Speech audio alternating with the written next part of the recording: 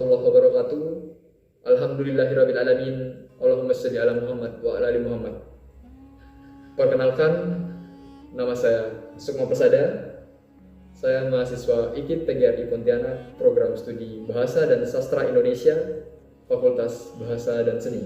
Di kesempatan kali ini, saya akan mengapresiasi sebuah karya sastra anak yang itu berupa novel yang berjudul Ibrahim Rindu Allah yang ditulis oleh Wiwit Prasetyo. Nah, sebelumnya saya akan membacakan terlebih dahulu sinopsis dari novel tersebut. Sinopsis novel Ibrahim Rindu Allah, karya Wiwit Prasetyo. Ibrahim bukanlah seorang Yahudi dan bukan pula seorang Nasrani. Akan tetapi, dia adalah seorang yang lurus lagi berserah diri kepada Allah Subhanahu wa Ta'ala. Dan sekali-kali bukanlah dia termasuk golongan orang-orang musyrik. Quran Surah Ali Imran Surah 3 ayat 67. Inilah sebuah novel yang sangat inspiratif dalam membangun kehidupan penuh ketaatan kepada Allah Subhanahu wa Ta'ala. Di dalamnya diangkat kisah heroik yang begitu menyentuh tentang perjalanan seorang hamba pilihan Allah yang membebaskan manusia dari gurita kesyirikan menuju benderang cahaya peradaban tauhid. Siapa dia? Dialah Nabi Ibrahim alaihi wasallam. Kisahnya yang sangat legendaris atas lika-liku pencariannya dalam menemukan keyakinan akan adanya Sang Pencipta alam semesta yang perlu disembah seluruh makhluk di jagat raya ini, benar-benar membuat beliau layak digelari sebagai Bapak Tauhid. Keyakinan Nabi Ibrahim bukan tanpa ujian, dakwahnya pun bukan tanpa tantangan. Ia harus berhadapan dengan Raja Namrud dan juga pengikut-pengikutnya yang zalim, termasuk berhadapan dengan keyakinan ayahnya sendiri yang masih taat menganut kepercayaan lama yang dianggapnya sesat. Ujung-ujungnya, tentu saja sebuah hukuman sangat mengerikan harus dialami oleh Nabi Ibrahim alaihi wasallam, yaitu beliau dibakar hidup-hidup. Sungguh, membaca novel ini dapat menjadikan kita teguh dalam menggenggam kebenaran, sebuah sikap yang sangat penting dalam kehidupan sekarang, yang dimana berhala-berhala Namrud, meski dalam bentuk lain dan para penyembahnya, mulai bermunculan di sekitar kita. Pada kesempatan kali ini, saya akan mengapresiasi karya novel tersebut, yaitu dengan mengamati unsur-unsur intrinsik novel Ibrahim Rindu Allah. Unsur intrinsik yang terdapat dalam novel tersebut yang pertama yaitu tema.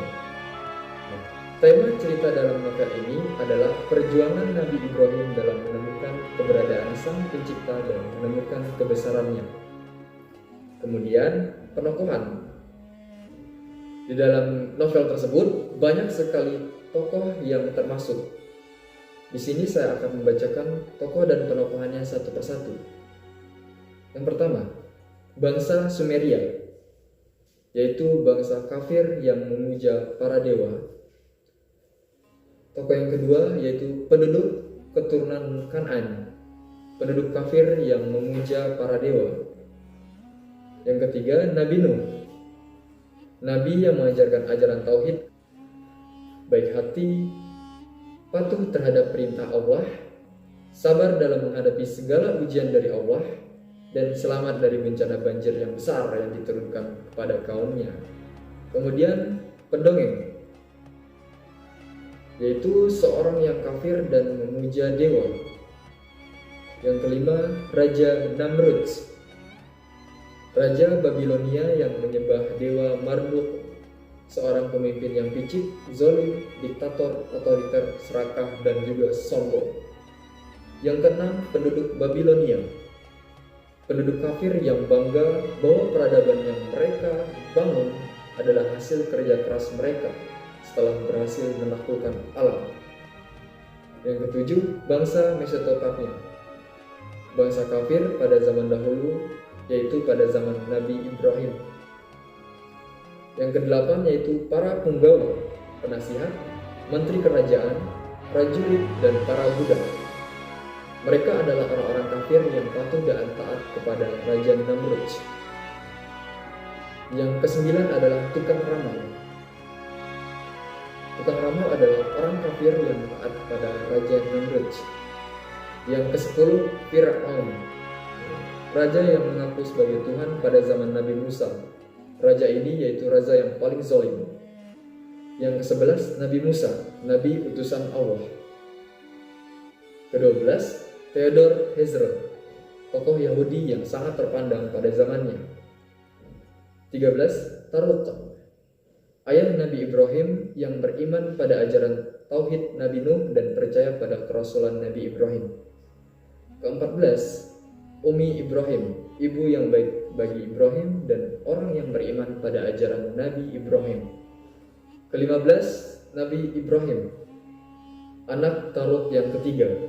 Beliau adalah sosok yang pemberani, penyabar, perjuangan dakwah tauhidnya yang penuh cobaan, tetapi ia tetap tegar dan ikhlas menjalani semua kewajiban yang Allah perintahkan. Beliau juga yaitu Nabi utusan Allah, dijuluki sebagai bapak para nabi karena keturunannya banyak menjadi nabi dan utusan Allah. Seorang Nabi Ulul Azmi. 16, Umi Maryam, ibunda Nabi Isa. Ke-17, Nabi Isa, Nabi utusan Allah. Yang ke-19, Nabi Musa, Nabi utusan Allah. 20, Nahor, sahabat Nabi Ibrahim, anak Tarot yang pertama. Ke-21, Haran, saudara Nabi Ibrahim, anak Tarot yang kedua. 22, paman Nabi Ibrahim bernama Azar, seorang kafir penyembah berhala dan pembuat patung-patung rendahan, cendekiawan seniman, astrolog, pembisnis, dan penasihat kerajaan. 23, Putri Razia, anak dari Raja Namrud yang beriman pada ajaran Nabi Nuh dan Ibrahim. 24, Nabi Lot, keponakan Nabi Ibrahim, anak dari Haran, seorang Nabi utusan Allah. 25, bangsa Amorid, bangsa kafir pada zamannya. 26, bangsa Phoenika, bangsa kafir pada zamannya. 27, bangsa Filistin, kemudian bangsa Yakobus, bangsa Yerusalem atau Urusalem. 30, Kanaan bin Ham bin Nuh, anaknya Nabi Nuh yang durhaka. Kemudian yang terakhir, keturunan Ismail, Nabi Muhammad SAW, para nabi utusan Allah yang menjadi nabi umat akhir zaman. Kita masuk kepada alur dari novel tersebut. Di sini alur dalam cerita novel ini adalah alur maju, karena menceritakan perjuangan Nabi Ibrahim dalam mencari kebesaran Tuhannya sejak ia lahir sampai meninggal dan banyak melahirkan keturunan dan menjadi para nabi sebagai penerus agama Allah, agama ajaran Tauhid, yaitu Islam. Kedelapan, sudut pandang. Sudut pandang dalam cerita ini adalah sudut pandang orang ketiga. Kemudian gaya bahasa. Gaya bahasa yang digunakan dalam cerita novel ini sungguh menyentuh hati para pembaca, karena bahasanya yang digunakan membuat pembaca seolah mengikuti jalan cerita yang nyata, mendalami perjuangan para nabi, khususnya perjuangan Nabi Ibrahim dalam menemukan keyakinan dan menyebarkan ajarannya. Gaya bahasanya mudah dipahami dan dimengerti karena kisah Nabi Ibrahim ini diceritakan sungguh sangat heroik dan penuh perjuangan, serta ditulis rapi dengan kisah yang bagus. Baik pada latar tempat dalam novel ini yaitu Sungai Eufrat, Sungai Tigris, negara kota Ur, kota Eret, Babilonia, Ninives, Kis, Padang Aram, Baitul Atiq, kerajaan Babilonia, Zigurat atau kuil pemujaan, kota Babel, kantor administrasi, rumah-rumah penduduk. Kemudian latar waktu pada novel ini pada tahun 1970 sebelum Masehi, pada abad ke-21. pada malam hari, pagi hari, dan juga pada siang hari. Pada tahun 1900 sebelum Masehi, abad 2500 sebelum Masehi, tahun 2000 sebelum Masehi, senja, masa Paleolitikum, dan abad ke-31 sebelum Masehi. Latar suasana dalam novel ini yaitu suasana yang tergambar adalah begitu menyedihkan. Karena pada zaman dahulu orang-orang jahiliyah itu menyembah berhala, bukan menyembah Tuhan, yaitu Allah Subhanahu wa taala. Perjuangan para nabi dalam menyadarkan kaumnya adalah sangat berat. Mereka diuji kesabarannya oleh Allah begitu pedih, tetapi mereka tetap tegar, ikhlas, dan penuh keberanian dalam melawan musuh yaitu para orang kafir. Lalu suasana gembira pun ada karena Nabi Ibrahim banyak melahirkan keturunan para nabi, dan satu persatu kaumnya pun beriman pada ajaran yang dibawanya. Walau tak sedikit juga ada yang terus menyimpang dan tak mau beriman kepada Allah, sehingga Allah menurunkan azab yang pedih bagi mereka.